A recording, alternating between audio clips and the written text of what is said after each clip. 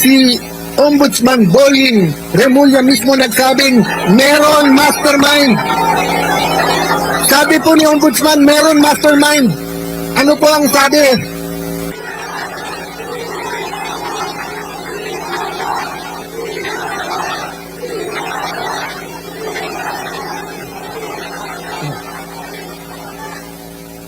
Simula po ng ating pagkabata, simula po tayo inamulat, tinuturuan po tayo na sa higit sa lahat mahalin ng Panginoon, hindi po ba?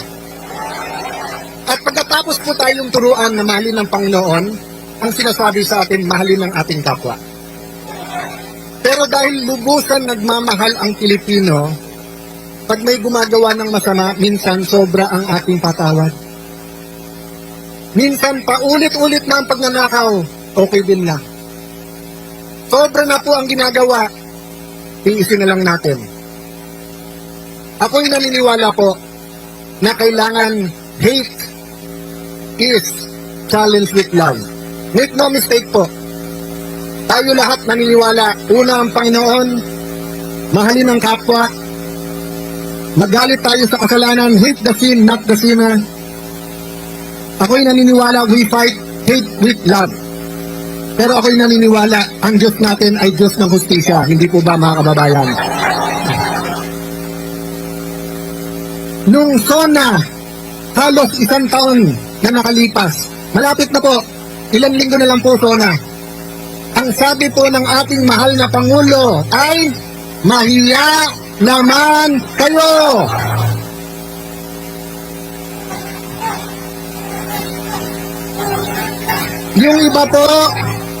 Yung iba ay nagkaroon ng pag-asa.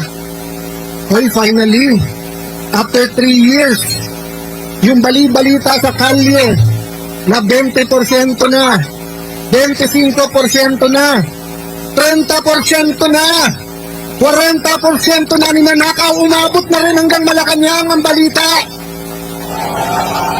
Nagkaroon po ng pag-asa ang ating mga kababayan. Kasi baka naman, dahil po siyempre, iba pag Pangulo ka, iba pag nasa taas ka. Hindi po ba? Kayo po ay napaka-bless. Bakit po? Ang isang Pilipino, pag sumulat po sa inyong tagapamahala, kahit na saan po, sulok ng bansa, nakakaabot. Pag may naaapi na kapatid, nakakaabot at inaaksyonan. Pero minsan sa simpleng barangay captain, minsan sa simpleng mayor o governor, kahit po sa akin, maraming sumusulat at pasensya na. Minsan po, hindi ko natutugunan. Eh lalo pa ho ang Pangulo. Kaya nagkapag-asa tayo. At agad tumilos si Senator Lacson. Nag-privilege speech. Eh nag-hearing na si Senator Marcoleta noon. Sabi ko kay Senator Marcoleta, Sir, bawal mag-privilege speech kapag ka hini-hearing na. Dapat sa hearing. Mabait po si Senator Marcoleta. Sabi niya, aangal ba? Hindi. Baka naman makatulong sa atin. So nagkaisa kami sa minority nun. Sige, kahit na bawal ang ginagawa, kung makakatulong sa bansa, kung mahanap ang magnanakaw, kung ang kadiliman ay mabibigyan ng ilaw, okay na. Nag-speech po siya. Na-reveal yung mga ghost. Pagkatapos sinabi, 400 yung ghost, 1,000 na yung ghost. Ang daming in-expose. And then pinalitan si Senator Marcoleta. Nung pinalitan si Senator Marcoleta, ang mastermind ay senador na lang. Nawala na po lahat ng iba. Nawala na sa departamento, nawala yung secretaries, nawala yung congressman, nawala po yung napakalaking tao na kung siya po ay nagpagalaw nitong lahat. Pero sabihin nyo, kapatid na Alan, biased eh. Hindi po. Si Ombudsman Boying Remulla mismo nagsabing meron mastermind. Sabi po ni Ombudsman, meron mastermind. Ano po ang sabi? Ano po sabi ni Senator Lacson? Walang mastermind. So mga kapatid, malinaw po na ang unang nagbigay ng pag-asa sa atin na Pangulo mismong sabing mahiya naman kayo. hindi na po sila nahihiya. Sa totoo lang po, walang hiyan na ang ginagawa. February 4 po, ipwesto po namin si Senator Legarda bilang Senate President. 30 minutes before 3 o'clock, tumahimik ang buong Senado. Bakit po? Nagtawagan na galing sa mga tax na opisina at sinabi sa mga senador, hindi na kayo makukulong, bawiin nyo lang pirma nyo. Huwag nyong papalitan si Tito Soto. Yan po ay recorded, yan po ay alam ni Jinggoy Estrada, yan po isisiwalat niya sa tamang panahon. Ang sabi po sa amin, wag lang si Loren, wag lang si Loren. O, hindi na namin tinanong bakit. Sabi ni Loren Legarda, Alan, anak ko lumalaban eh. So baka yun ang dahilan. Pero okay lang, Alan. Okay lang, sinabi niya sa amin lahat. Magtiis tayo, magtrabaho, pero sabihin natin, wala nang lukuhan. Walang lukuhan sa flood control, walang lukuhan sa Chacha, walang lukuhan dito sa datating na impeachment. Ano po nangyari? Araw-araw pa bago-bago, sasabihin ni Senator Lacson, walang report. Tapos may report. Tapos may mastermind. Hindi, kasama na. Hindi kasama si Romualdez, kasama si Romualdez. Tapos, nung sinabi ng isang witness, eto yung mga sekretary, nag-deliver. Lumabas po, di ba? Yung mga Marines. O, ano sabi ni Senator Lacson? Sabi niya, hindi nag-deliver, pero hindi sa Malacanang. Kasi Senator Lacson naging witness na rin. Paano po siya naging witness? Yun po ang inalma namin. Kaya nung Mayo 11, dumating po si Senator Bato. Alam niyo po ba, Lunes yon? Sabado, tumawag siya sa akin, sabi niya, Alan, panay checkpoint na, hindi na ako makakarating. Wala rin naman yung isa, hindi ko nasasabihin kayo sa'yo sino.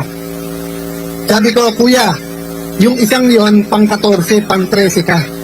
Sabi niya, ganun ba? Sige, pagdadasal ko. Alam niyo po, nung sinabi niyang pagdadasal ko, naramdaman ko.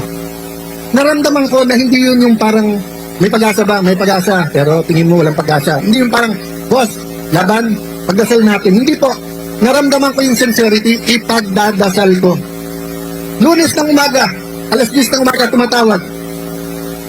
Sabi ko, Sen, kung dadating ka, Alan, hindi Sen, gusto ko lang malaman mo kung dadating ka. Eto, Sen, makinig ka. Sabi ko, ano yun kuya? Nandito na ako, sunduin mo na ako. So, napagdasal niya at alam niya tamang gagawin. Akalain po ba namin? Puno na ng NBI ang Senado. Mahigit 20 operatives na sa loob na po ng Senado nakakalat na. Mismong pong si President Tory Aquino nung nagkaroon ng kudeta. Mismong Senate President niya na si Senate President Salonga, hindi pinayagan na kunin si Senator Enrile, former Senate President Enrile sa loob. Pinayagan mag-privilege speech muna tapos nag-surrender. Kahit na naniniwala sa panahon na yon na walang kasong rebellion complex with murder. Ngayon naman po may bagong kaso, plunder complex with campaign donation. Kung pandarambong po ang pag-accept ng campaign donation, hindi po bribery ha, iba po yung bribery. Yung may tatakbo, may kailangan kontrata, eto. Wala pong kailangan na kontrata po, yung mga nag-donate kay Kuya Dante. Wala po. Kung yun po ay plunder, baka kalahati po ng mga nanunungkulan sa gobyerno ay sama-sama na dapat makulong dahil sa mga donasyon. Bibigyan ko ng example ha. Although karamihan dito kapatid, sabihin na natin may iba pang mga sumama. Nung 2016 eleksyon, meron pong eleksyon, may isang kandidato nagpapadonate ng lugaw. Okay? Magandang project yon, magandang project yon. Magandang project yon. Pero kung 1 milyon po tayo na nagbigay ng 50 pesos para po magkaroon ng lugaw, 50 million yon, plunder po ba yon? O kayo po, may mga t-shirt kayo. Kung tatakbo po si Kadante, nagbigay kayo ng t-shirt worth 50 pesos. Eh ilang milyon po ang mga kapatid? So 1 milyon na lang po nagbigay isang t-shirt, plunder po yon?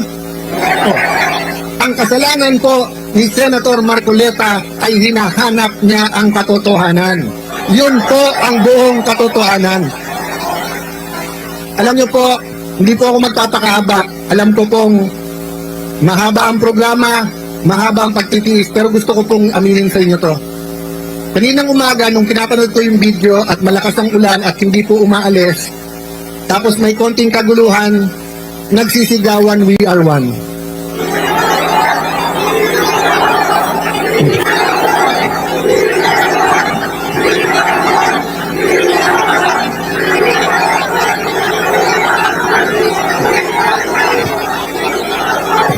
Aaminin ko po sa inyo, naiiyak po ako habang pinapanood ko yung video. Alam niyo po bakit ako naiiyak? 15 anyos po, nandito ako sa EDSA. Naka-Marcos po ako eh. Nung bata po ako. Assemblyman po ang tatay ko, 4 lang silang nanalo sa Metro Manila. Nung grade 5, grade 6 kami po. 3 lang ang suntukan. Pareho kayo ng crush, Chris pa Toyota o Marcos Aquino. Yun lang po, yung suntukan sa amin. Linggo-linggo, yun lang 3 ang pinagkakasuntukan. Inuunahan mo ako sa crush ko.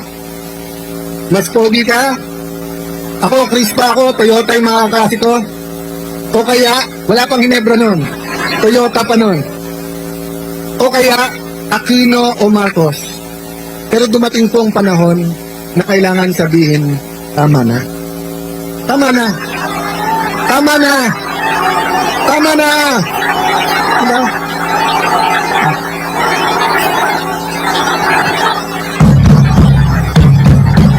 Tama na.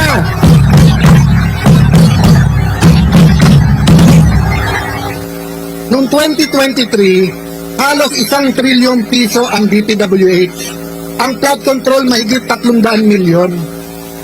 Ang maintenance ng roads, unang beses, 1/3 din ng budget, mahigit din 300 milyon. Usually, 70% ng budget ay bagong kalye, bagong tulay, bagong building. First time po noong 2023. Flood control at saka maintenance. Ang maintenance po hindi pa iniimbestigahan hanggang ngayon. Hindi pa rin po natuwa, 2024, wala pa rin nagsabing tama na. Ganun na naman ang ginawa. DPWH pa lang ho yan, wala pang DOH yan, wala pang Department of Agriculture yan, wala pang BIR yan, wala pang LTO yan,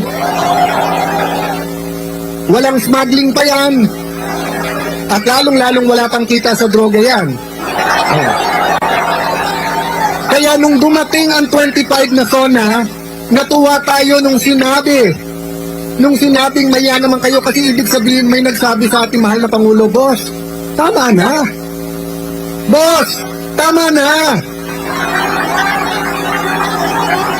Ano ang problema? Ang problema, nung natutukoy na ni Senator Marcoleta kung sino mastermind, nasabihan si Tingla, tama na, nalalaman na kung sinong ano. Ang problema, nung hindi na namin kinaya at pinalitan na namin si Tito Soto, may nagsabi sa Malacanang, tama na, wag niyo payagan yung mga yan makaupo. Sabi nila, tama na, litisin na. Tama na, litisin na ang ating Vice President. Nangako po kami, fair yung ating pong paglilitis.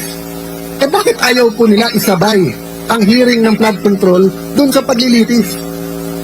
Selective justice. Diba? Kung sino lang po ang gusto nila. So ang ibig sabihin po, gusto natin maging malapit tayo sa hustisya. So sa malayo, ang ginagawa nila parang malapit. Pero pag tinutukan mo sa malapit, malayo. Malayo po ang ginagawa nilang hustisya. Kanina po papunta dito, we are one. Pangarap ko at dasal ko para sa atin lahat. Sana po, maging Katoliko, maging born again, maging Muslim, maging kapatid sa Iglesia ni Cristo, maging Bisaya, maging Kapampangan, Bicolano, maging bata, maging matanda. Bilang Pilipino, nakasigaw tayo, we are one! We are one! We are one!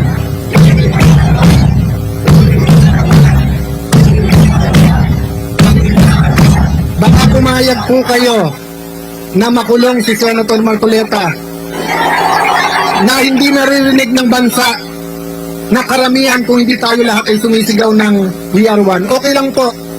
Pagkatapos po ni Senator Marcoleta, isa-isay na po kami. Kasi ngayon, Dalawa na po ang nawawala sa kasamahan namin. Sinasabihan na si Senator Bongo, lalabas na warrant mo. So 21 na lang. Sinasabihan na si Senator Marcoleta, ikaw na susunod ngayong linggo to. Ilan na lang yon? 4, 20 na lang. Oh, sabi ng ombudsman, maaring 2, 3 senador. 13 na po sila. So yun yung hangarin, nasa 13, pwede na nila convict ang isang impeachable na officer. Oh. Kaya yung iba nating kasama sa EDSA noong 1986, yung pong nagsasabing laban, ay ngayon po hindi lumalaban. Bakit po? Bakit sila hindi lumalaban? Bakit sila hindi sumisigaw na we are one? Dahil gusto nila pag na-impeach ang Vice President, sila ma-appoint at sila naman ang maging Presidente. Dahil, bakit naman papayag ang Pangulo na ganun magiging Presidente? Kasi ang sabi naman ng Malacanang, sige, magagawan na kayo. Wala namang eleksyon eh. Magsasaso naman tayo. So, lahat po to ay sa pangalan lamang ng simpleng gawain. Ang gawain ng flood control. Kung wala naman pong flood control, normal po ang ating politika. Normal po, pwede natin sabihin we are one, pero ikaw dilaw, eto puti, eto itim, eto rainbow. Pwede naman po natin sabihin magkakasama tayo eh. Pero bakit po madugo ang labanan ngayon? Dahil iniisip po nung iba, lamunin na natin yung pagnanakaw. Pag tayo naman naging presidente, palitan natin lahat yan. Hindi po mangyayari, kapatid. Kasi pag nadungisan ka na at kasama ka na sa cover up, wala ka ng choice. Itutuloy-tuloy mo na ang pananakit. Itutuloy-tuloy mo na yung selective justice. Baon ka na, hawak ka na nila. Yun po ang problema natin kay Kadante. Hindi natin po problema na makukulong siya. Ang problema natin hindi siya mahawakan. Ang problema natin hindi siya madidiktahan. Kaya mga kapatid, sana hindi kayo madiktahan. At sana po, yung mga nakikinig sa kanilang mga bahay, yung mga nanonood, pagdasal nyo po yung nangyayari ngayon. Kung may konti kayong oras at pamasahe, pumunta na rin po kayo dito dahil welcome po kayong lahat.